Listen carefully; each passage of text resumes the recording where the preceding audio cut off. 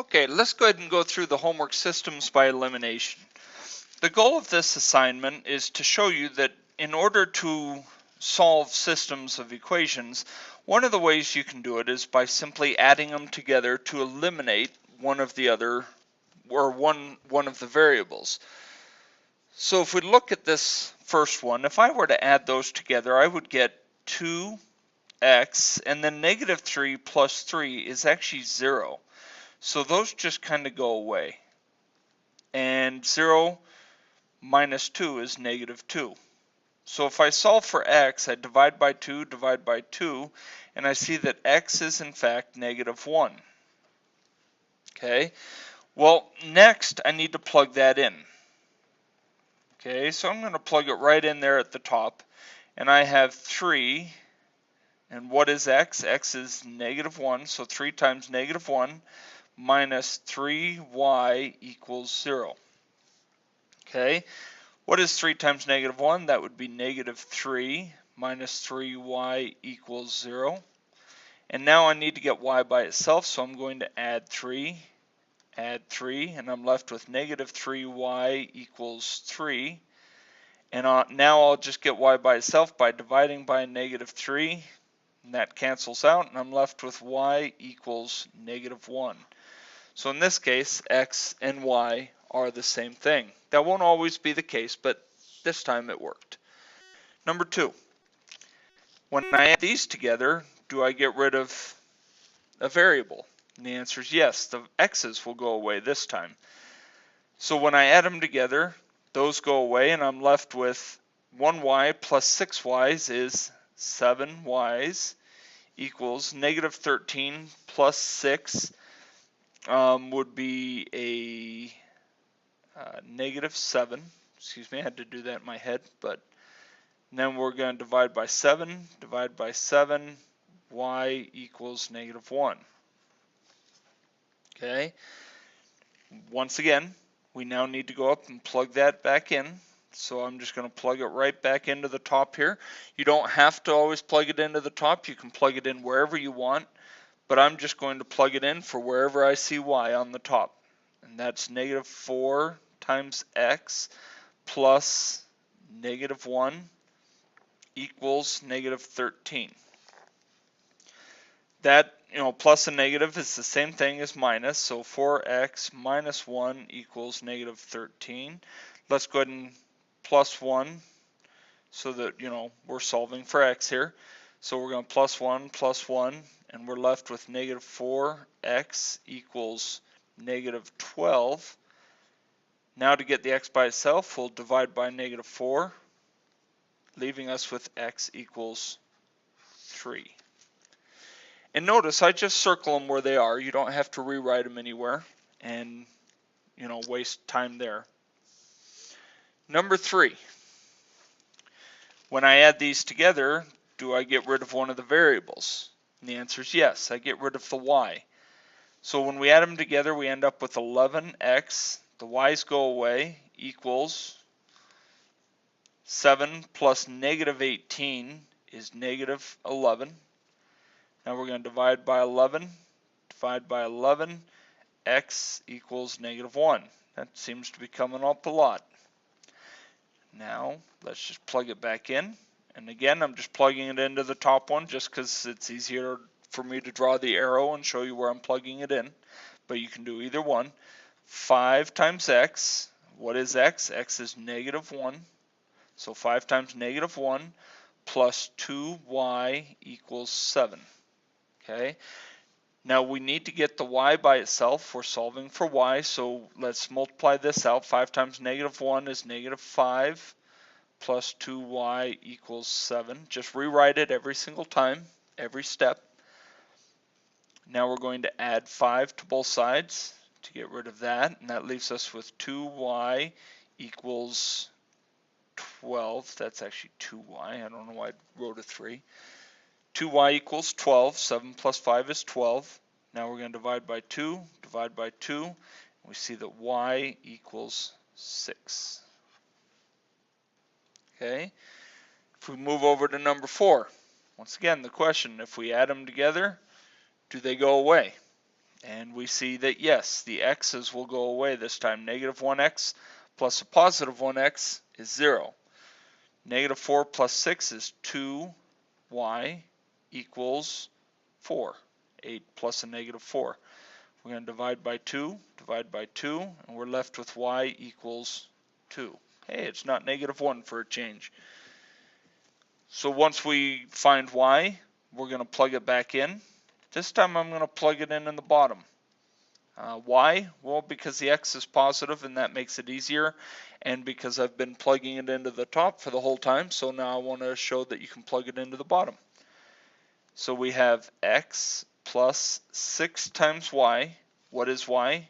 Y is 2 equals 8. Now it's always times in this case because they're right next to each other. When a number's next to the variable, that means times. And I'm just plugging in the 2 for y. So wherever there was y, I'm putting the 2. That leaves us with x plus 12 equals 8. Now I'm going to subtract 12, x equals negative 4. Number 5.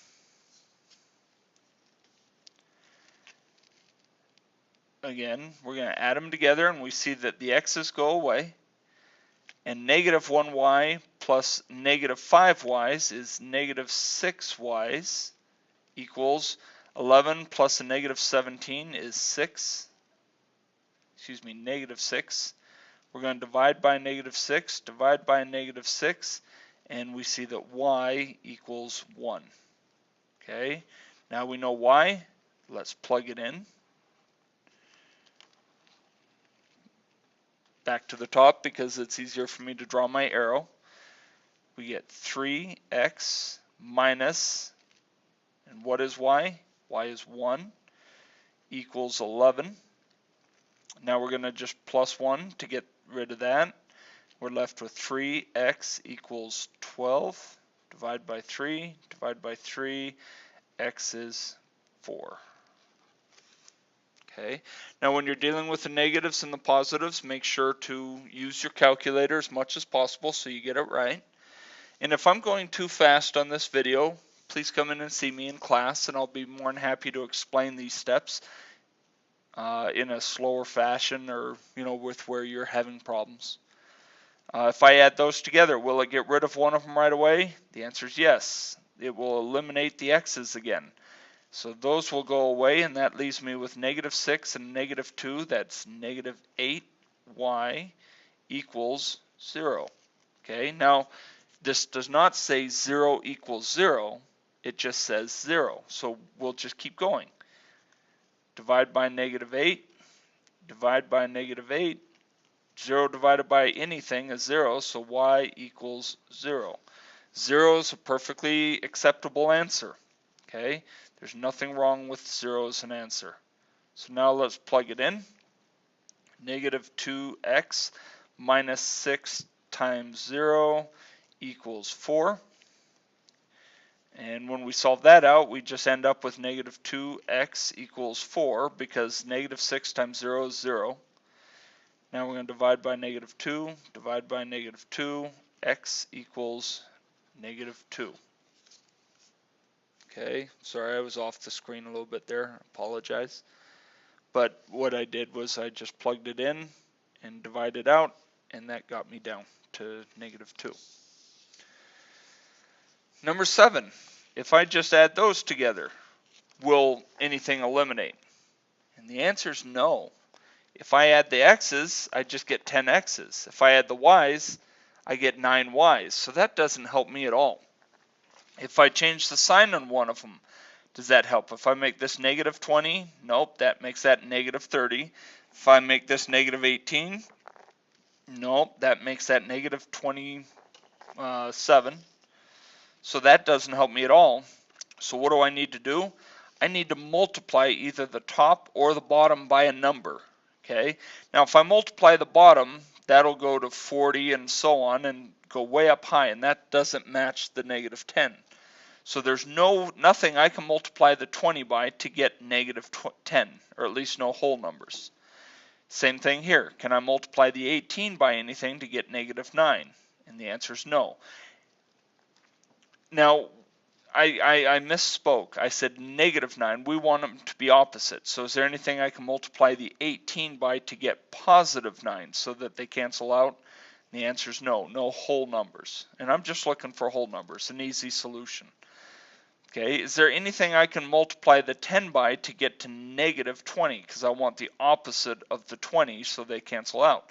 And the answer is yes. If I multiply that times 2, that gets me to negative 20. But remember, you got to multiply everything times 2. Okay, so what that leaves me with is negative 20x minus 18y equals negative 30. Let's add them together. 20 and negative 20 is 0, so those cancel out. 18 and negative 18, 0, those cancel out, so I'm left with 0 equals 30 and negative 30, that's also 0. Well, that means that there are infinite solutions. Okay, they're the same line. So if we were to graph both of those, they would be the exact same line, which means all the answers. Anything I plug in for x will work, and anything I plug in for y, it'll solve both of them at the same time. Okay, so that's the answer to number 7. Number 8. If I just add them together, will it work? Nope. If I just change the signs, will I be able to eliminate anything? And the answer is still no. So now let's start at the bottom. Okay, just like the last one. Is there anything I can multiply this, negative 7, by to get a positive 14? And the answer is yes. What if I multiply it by a negative 2? Okay, that will get me to a positive 14. Why do I want to be at a positive 14? Because 14 and negative 14 will cancel out. So negative 2 times negative 7 is 14x. And all I did was just start going through and saying, okay, how about this one? Can I get from this to this? And so on. Okay. Now I got to do it with everything. So what's negative 10 times negative 2? That's positive 20y equals negative 2. So that's 20. Now we add them together. What's 14 and negative 14? Well, those just cancel out. What's 20 and negative 20? Those cancel out. 20 and negative 20, those cancel out. And we're left with 0 equals 0 again. So that means infinite, if I can spell it right. Okay, infinite solutions. All right, let's look at number 9. If I just add them together, will they work? And the answer is no. Nothing I can do will make those add together and eliminate anything. So if I look here, is there anything I can multiply the 12 with to get to a negative 4? The answer is no. Is there anything I can do to multiply the 9 to get a positive 2? Because I want the opposite, remember? Nothing times 9 gives me positive 2. So I can't multiply the bottom with anything. So let's look at the top. Is there anything I can multiply the 4 with to get a negative 12? And the answer is yes. If I do negative 3 and I multiply each one of those times a negative 3, then that gives me my negative 12. Negative 4 times negative 3 is negative 12x. That's going to eliminate. Good. Negative 3 times negative 2, that's a positive 6y equals negative 3 times negative 16, and I'm going to do this on the calculator really quick just to make sure. Negative 3 times negative 16 is 48. Positive 48. Okay, now if we add them together, we can say, hey, the x's go away, and negative 9 and positive 6 make a negative 3y equals, and that leaves us with 18. We're going to divide by negative 3, divide by negative 3, y equals negative 6. Okay, so now we actually have an answer this time we can plug in. Okay, so again, we're just going to plug it in somewhere. I'm just going to plug it in right there and say, all right, now I have 4x minus 2y's. And what is 2y's? Each y is -6. So minus 2 times -6, 2y's, equals -16. Okay, let's simplify that. 2y's, -6's, that would be -2 times -6, so 4x plus 12 equals -16. Now if we subtract 12 from both sides, we're left with 4x equals -28. Divide by 4, divide by 4, x equals, and that would be -7.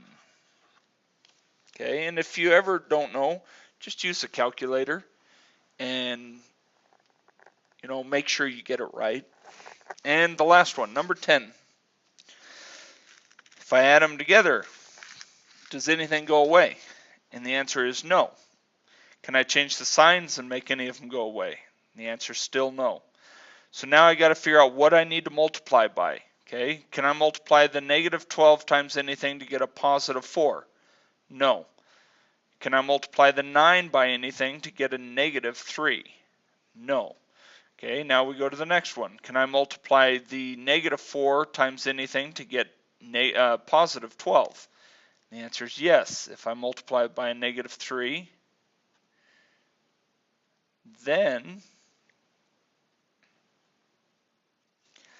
then we can say, all right, what's 3 times -4, or -3 times -4? That's a +12x. -3 times 3y, that's -9y, equals -3 times -5 is a +15. When we add those together, we see it equals 0, so infinite. It's a lot of those in one homework. But anyway, that's how you do systems by elimination. Practice a lot, make sure you can do it well, and let me know if you need any more help.